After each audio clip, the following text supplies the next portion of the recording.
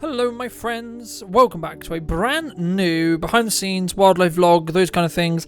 As I said in a post, I want to say like a week and a half ago, it was a week before I took a week off, so it would have been 2 weeks ago.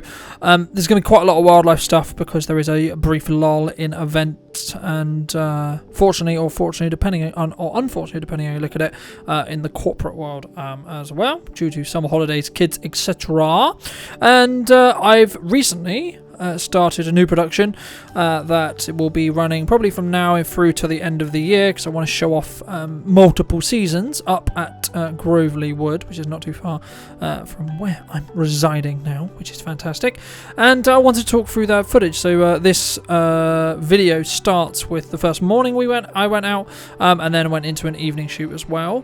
First fun fact, when I actually got to see these small juvenile deer, I think they're probably the same family that you're going to see later on in this video, and also the time of recording this voiceover, I was able to get finished another piece that I just cut a small sequence together that surprisingly has done quite well, so thank you those who have watched that. But some tips and tricks regarding deer as well.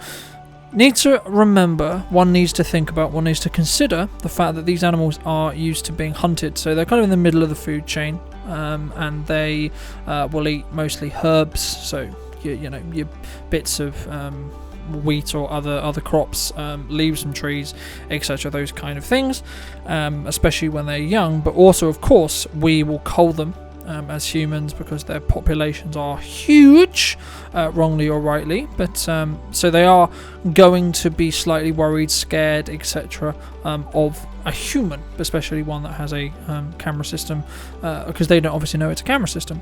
So one of the best pieces of advice I was given by a good friend of mine, but also other people who I have discussed it with when capturing these beautiful animals, has been instantly when you see them, try not to move, because they will kind of know what you are, but they won't necessarily 100% understand like what you are, so they're not necessarily going to react, especially the younger ones who are learning what not and to what to do and what not to do. So that's one thing.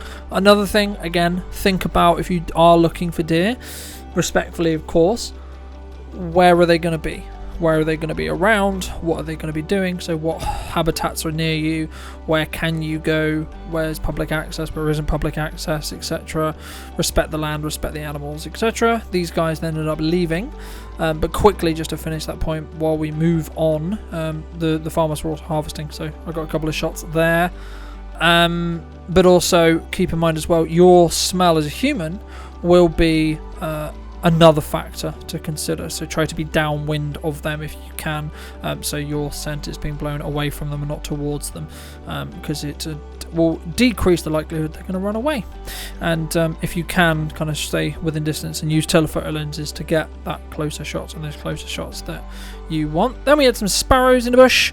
This morning was kind of actually quite irritating because I didn't get as many as I wanted, and now we transition into the first evening footage where this sparrow's eating some berries. Kind of summer's kind of meh for wildlife from what I've found. Again, first season of actually filming them, but it is kind of meh, so there's definitely not as much activity as there was, say, in the spring, but which is understandable.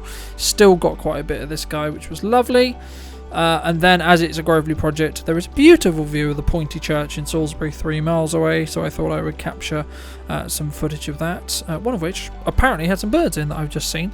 Something I did try to do last autumn, but will potentially be trying to do this autumn, is a time-lapse on my now telephoto lens, where the sun is huge and heavily telephoto, so that's something we're going to try.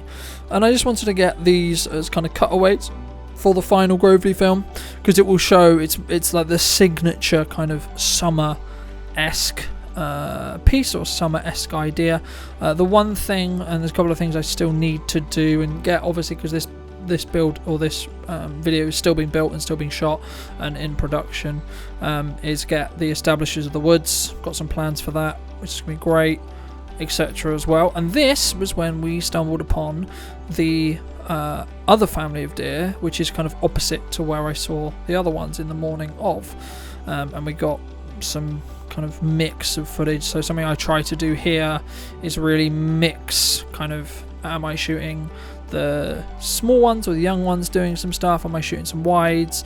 I'm mostly looking for as much variation as humanly possible here, so I can cut a sequence. And as I said, try and keep your noise to a minimum. Try to kind of stay still, at least at the beginning, while they notice you and why they sort of kind of understand that you're not a threat. I think Mum was actually asleep when we first arrived, and then I think another female came in and got a bit more curious about our presence a little bit later on, so she did end up scaring them down the field a little bit. But the second time that we came out, which will be coming up in a vlog as well, the half of the family, so one female and two of the juveniles that were in this filming day, also were around as well, so I got some more closer footage that I cut into that deer video I was talking about at the start of this voiceover. But again, it's just about, for me, looking for those little moments and try to lock off where possible, so that the audience's focus is going to be on the animal rather than your camera movement or camera work. Something which I am probably going to end up purchasing when it makes logical sense financially to do so, is a counterbalance tripod, so a tripod with a counterbalancing head on it, so that I can fully balance this rig that I'm shooting on at the moment, because at 2400mm, which is the telephoto end, as you can see here, there is some shake, there is some concern. And then we hanged around for a little bit longer, and the buck, so the dad of what I believe, or could possibly not be, but I imagine would be the dad of these small deer, came back as well, so we were able to capture him. He is the one with the wonderful headgear to look at, and just captured the goings on. So Mum was very, very tired. But something as well, as I say, is think about the intention of your camera movement, and where you can try and lock off where possible on the again, I'm also a big advocate, of course, for going out and shooting with the kit you've already got. So don't let, just because you don't have the lens, the camera of the best choice, or the tripod, etc., like, you can still create, you can still practice, you can still get better, but gear will help you infinitely get better beyond that as well, because it will allow you to have an easier time and it to be potentially more forgiving when you are shooting as well. So these are things to consider.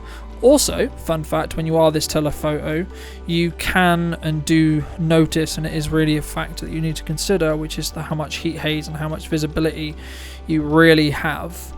And also, one of the reasons why these deer seem natural or are natural in the footage is because of how far away I actually physically am to them, in the respect of, because I'm shooting to telephoto. So that's why I shoot on a teleextender. This only really works well in good light, because obviously you'll have to push that ISO higher, and I do take obviously the teleextender off when we get into darker times. But also, why are you trying to shoot in pitch black anyway? Most of the time the footage you want is going to be really, really early in the morning, or in the last 2 or so hours of the day anyway. So I'll let some of the rest of the footage play, but there's just some of my thoughts. So yeah, I'll be back if there's anything else I want to lean in on. But thanks for listening, and see you shortly.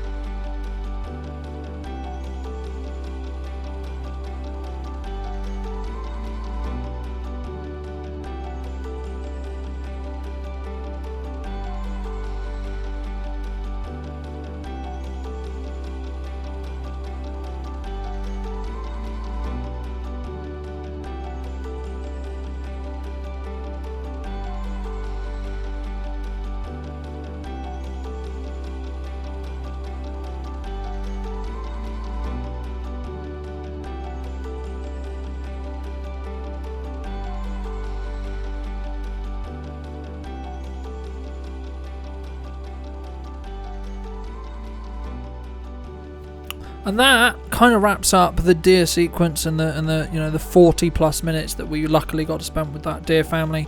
And is going to I got some of these little cutaways just to show the golden light on the trees at Grovely as well, because obviously it is a wood. But that is going to wrap up this video. So if you did enjoy this video and you would like to see more like it, and want to be subscribed so you don't miss the next wildlife vlog, next wildlife project, next event video, etc., I'll be sure to upload very, very soon. But thank you ever so much for watching, and I'll be back very, very soon with some brand new content. But thank you ever so much, and I'll see you shortly. Take care.